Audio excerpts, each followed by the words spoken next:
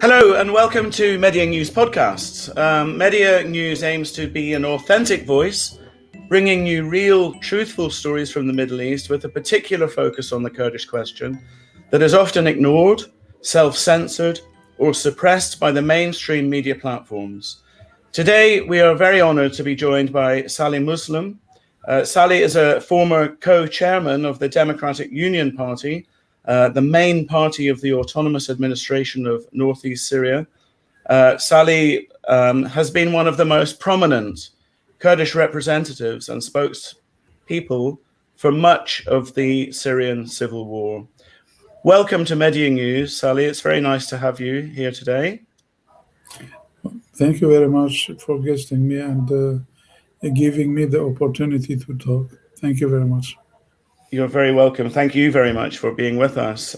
Saleh, today we want to ask you just a few questions about this extraordinary event that has happened in Afrin.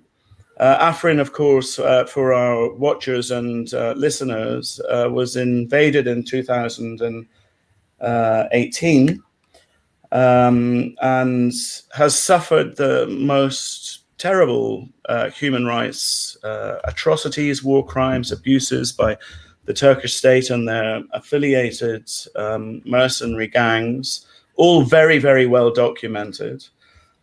But this latest incident, I mean, just beggars belief, and it goes beyond even, you know, the sort of understanding of any normal, humane person.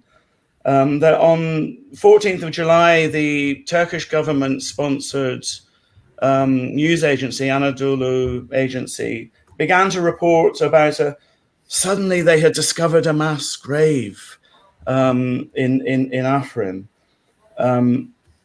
This grave was apparently full of people who had been executed for not wanting to join the YPG, according to the Turkish narrative.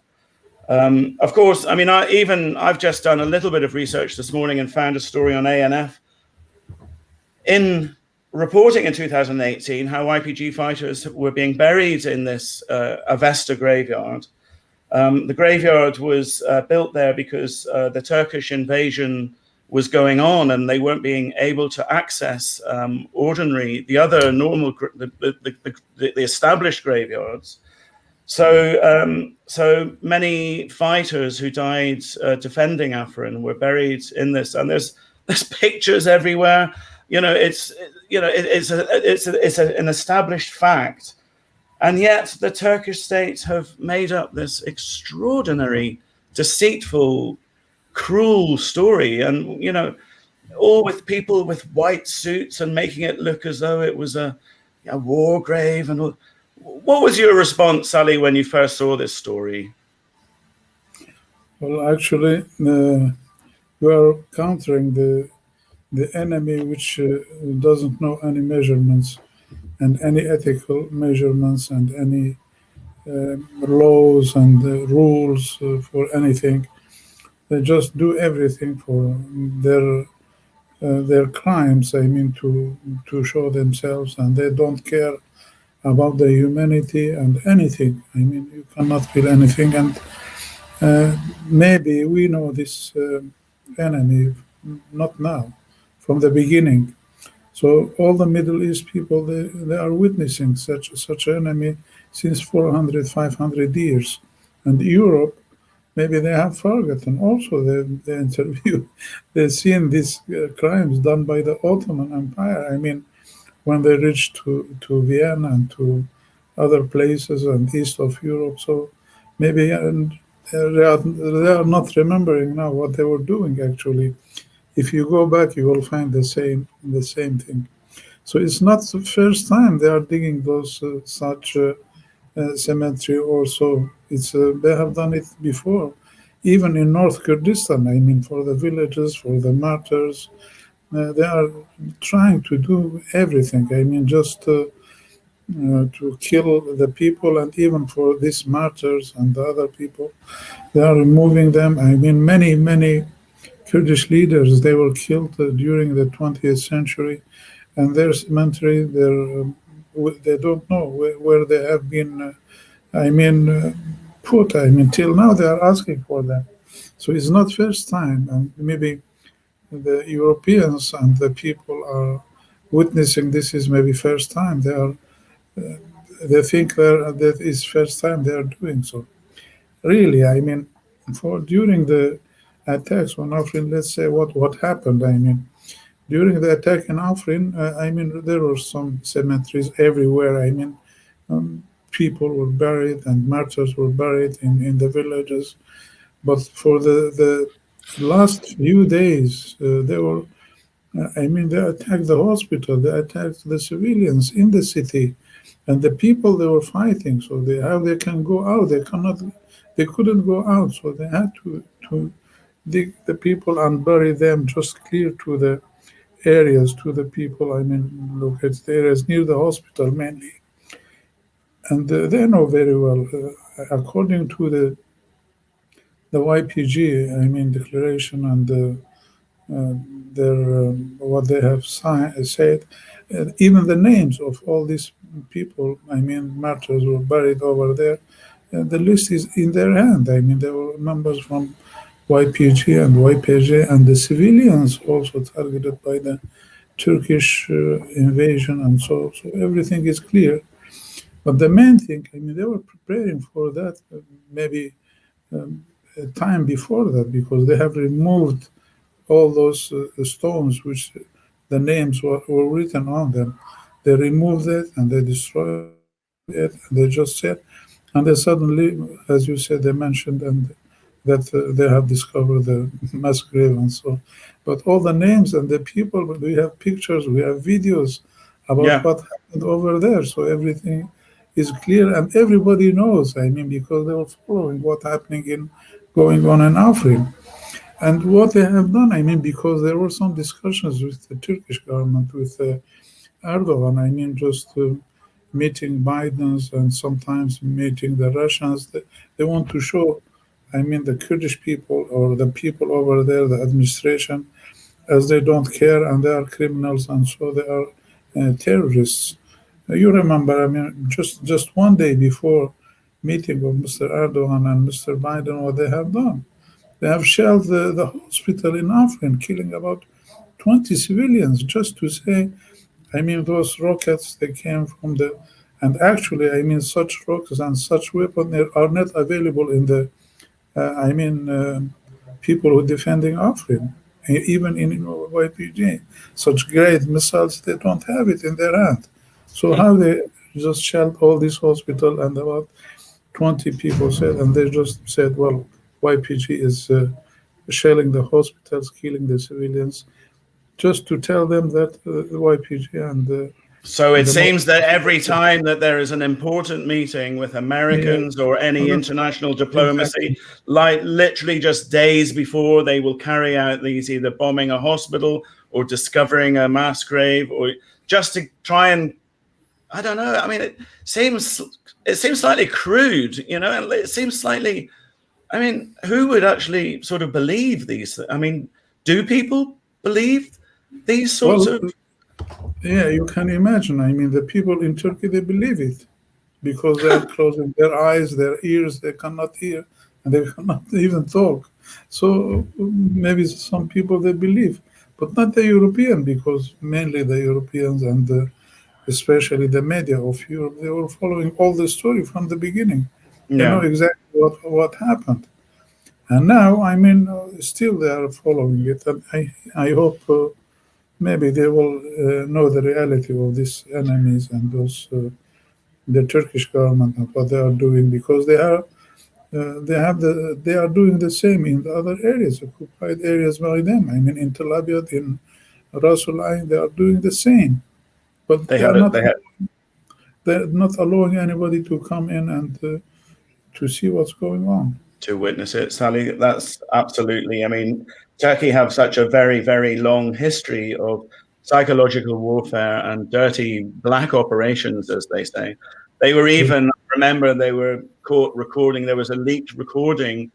They were saying that MIT were going to fire a missile from, they themselves were going to fire a missile from Syria into Turkey. And then they have done it. And they have done it many times. Many times, exactly. So, Saleh, what's the official sort of response of the autonomous administration to this incident? What will you be doing in response to this incident? Well, what we are doing, I mean, of course, I mean, they should do something. And there is the liberation forces of Afrin Liberation Forces.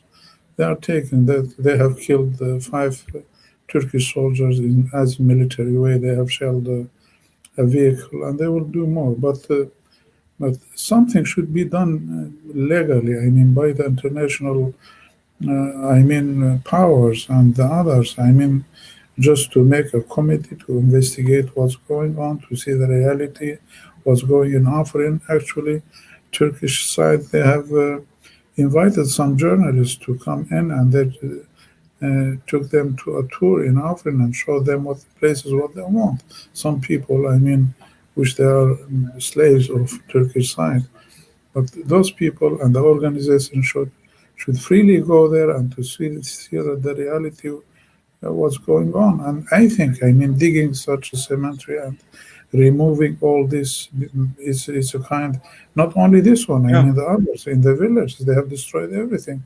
So it's a war crime. It's a war crime.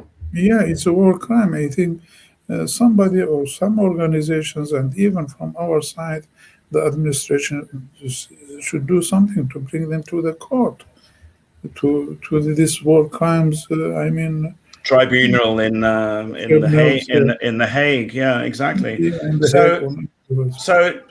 Last, we've gone slightly over time. So, Saleh, what is your call to the international community in regards to Turkey's behavior, this sort of behavior by Turkey and their continued attacks on the autonomous administration of North and East Syria? Well, I think it's especially, I mean, the public in Europe, they recognized recently what's going on and what these Turkish attacks means. It's attacks and threatening and even blackmailing Europe and doing everything. So it's a very, very dangerous things for all the people. It's not only for the Kurdish people. Maybe they are trying to to kill all the Kurdish people or to eradicate them. So, but this is not a problem of the Kurds. It's dangerous for all the world, I think, all Middle East. This morning I saw the questionnaire by the European Parliament, I think, asking them, for the Turkey, because Erdogan has said, I mean, nobody in Europe could go freely to everywhere. It's kind of threatening to all European people. So he's clearly saying, so what you are waiting for? You have to do something. It's not for the Kurdish people. We are defending ourselves, and we are, whatever it is. I mean, sometimes we are losing. I mean, maybe many people being killed on the Kurdish people, but we are trying to save ourselves, and we have succeeded. I mean, by fighting about these tools used by Turkey, like Daesh and Jabhat al-Nusra and so on. But the problem is not ours.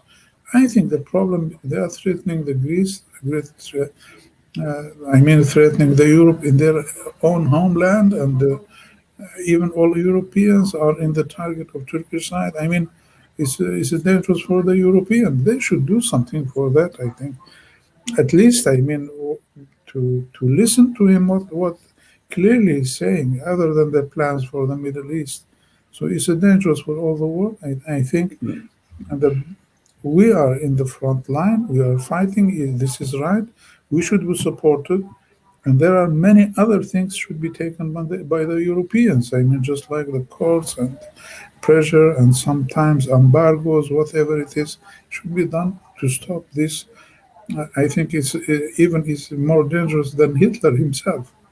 So, some they should do something for that. And I think you're right. I mean, there was also the reports about the hit squads that were sent to Europe as well by Turkey to take out Turkish journalists who were critical of Erdogan. Well, the most important thing, what they are doing, I mean, even killing whatever they are doing is by the European technology. They are getting the weapons from NATO. They are getting from Europe and threatening everybody and even threatening Europe by their weapons. So I think something should be done, I think, against. Saleh, just while I have you here, maybe you could comment on the anniversary, the 9th anniversary of the Rojava Revolution in the Catalonian parliament. There's a resolution going through to recognize politically recognize the autonomous administration of northeast Syria. And there was a very interesting and positive meeting in the Élysée Palace with the French President Macron. Would you like to comment on those two events? Well, actually, you should understand, I mean, correctly. What we are looking for to be recognized as the opposition of Syria, because we believe the political solution of Syria, I mean, should be within Syria. We don't care, I mean, who is in Damascus, but anyway, it should be within Syria by the Syrians. So what happening now, we are banned by everybody from everywhere. Nobody can deal with us, especially by the United Nations and so, and even for those humanitarian aids, whatever it is, and even for the medicines, for vaccination of those corona vaccines, whatever it is. We cannot get it because we are under embargo, and those should deal with the states recognized by the United Nations. So this is, I mean, if they recognize us as a part of the opposition and deal with us, that's the problem. So we are not separating. We are not looking to be recognized as different, as separate state or whatever it is.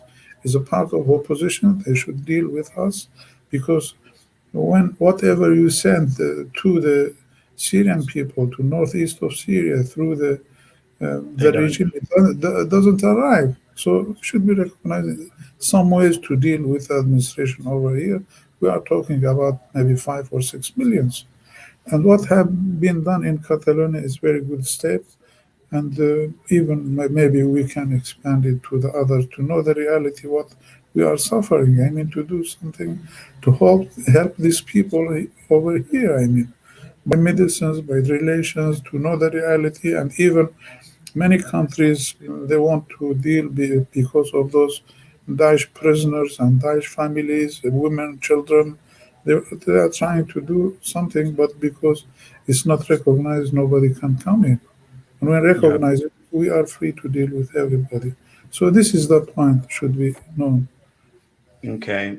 Saleh Muslim, former chairman of the Democratic Union Party, thank you so much for joining us today. It's been really interesting to hear your comments. Thank you very much, and to give me this opportunity. You're welcome anytime. Thank you. Bye. Thank you. Bye-bye.